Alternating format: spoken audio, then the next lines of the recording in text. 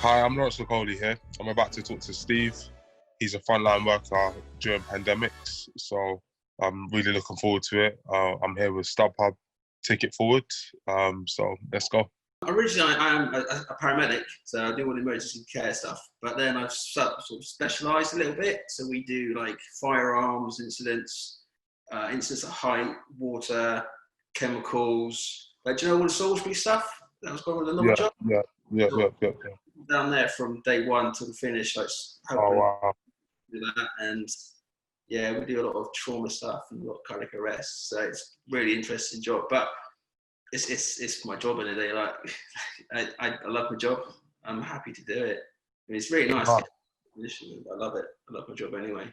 Yeah, no, it's amazing. Do you know what I mean? Because you know what it is? I feel like at times like this, jobs and people like yourself not only get a bit more recognition, but we understand that you guys have deserved it. Do you know what I mean? I feel where this has been a global sort of pandemic and stuff like that. But even just on day to day, helping people who are in serious, high-risk situations, putting yourself at risk. It's amazing. All I have to do is throw a few punches here and there, but what you're doing is just... I've boxed before. Like, it's not just throwing punches. Like, obviously you got your diet, you got your training, you got weight cut, you got like all PR, like this sort of stuff. It's not just like 12 rounds in a ring. It's 24/7 for you. Like, you've got to get your sleep, you got to get all your diet right, I'm sure you get all your blood tests, anti-doping, that sort of stuff. Like, take my hat off to you, man. I'd love to do it, but I haven't got the skill.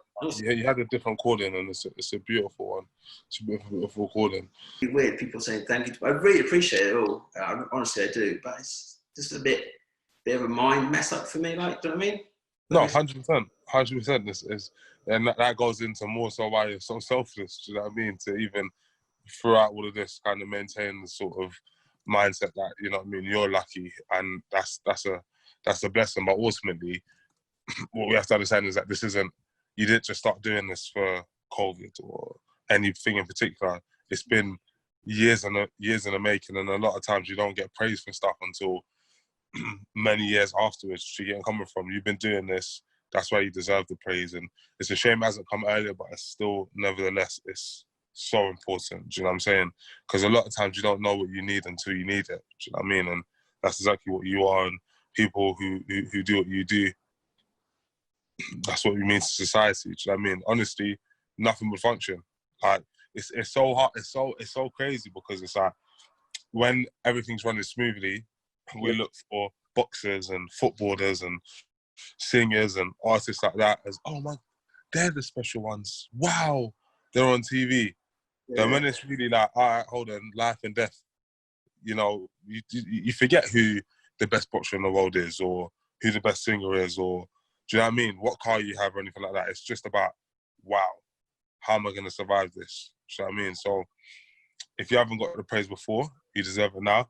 And if everyone forgets, I'm not going to forget. Do you know what I'm saying? So we're good on that end. 100% we're good on that end. How's the lockdown?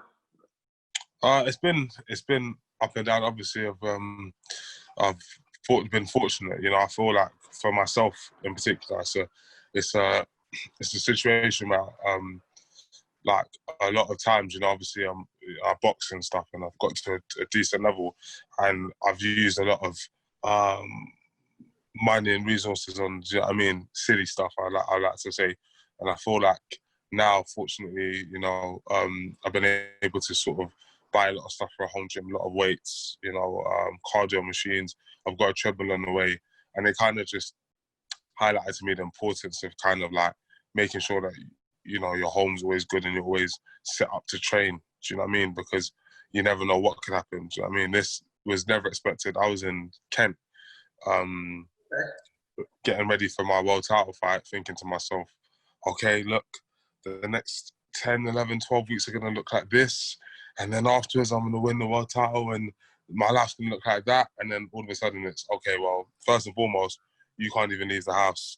So it's a bit of a, it was a good sort of kick up the backside, if I can use that word, just to kind of focus a little bit more time and effort on just, you know, myself, making sure that training is the full priority, because as you said, it is 24 hours. Do you know what I mean? Now I'm blessed enough to, be able to train in the back garden, get my cardio and get my boxing sessions in. So are you all set for a redate for your world title? Is that yeah, it's up in the, I say it's up in the air. I've been given rough ideas. So I'm knocking up training, dropping this quarantine belly that I've been growing, and then kind of just getting ready. I mean, I feel like it's been a long time coming. I've known about my potential fight since November last year, and it probably won't be until September, October, November this year that I managed to get in the ring. But I'm feeling blessed as well in the security that I was fortunate enough to be in line for a world title. So that doesn't really change with pandemics and stuff like that.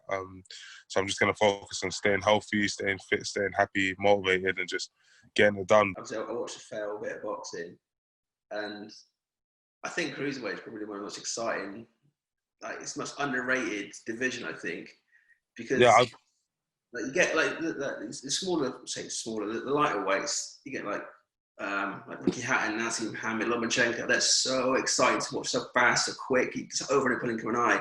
And then you get the heavyweights, and there's such big personalities. They almost shadows the cruiserweight. But then the cruiserweights, there's they say David Haye, Van Holyfield, yourself. There's Usyk, Marco Hook. There's amazing fighters in there. You just sort of get overshadowed.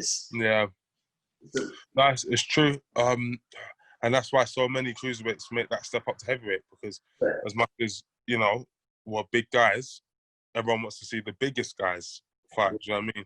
So it's up to people like David Haye, like Evander, like myself, to come in and kind of just shine a small light on the division. Do you know what I mean? And maybe we can make it as exciting as the heavyweight division in the future. Who knows? It depends what kind of fights are to be made. Do you know what I mean? But I really do look forward. There's a lot of young up and coming cruiserweights right now who are all hungry, all looking for a championship experience. And now's the time. Now's the time. So I'm definitely going to take this time to make sure that I stay ready and be in the best shape of my career coming into my next fight. Because there's so much to be done. Do you know what I mean? I feel like Britain needs another world champion, and I'm ready. I'm ready to kind of get it done. Really appreciate talking to you, and I'm looking forward to seeing more belts around his waist. It'll be ace. Let's go. And I want to just take the time out to thank you again for all your work, staying focused, staying disciplined, and staying on the front line. Do you know what I mean? It's an honour to even be able to speak to you here. So yeah, good luck, Steve. Thanks, Lawrence, mate. All the best for the future. I look forward to watching it. Sweet, thank you.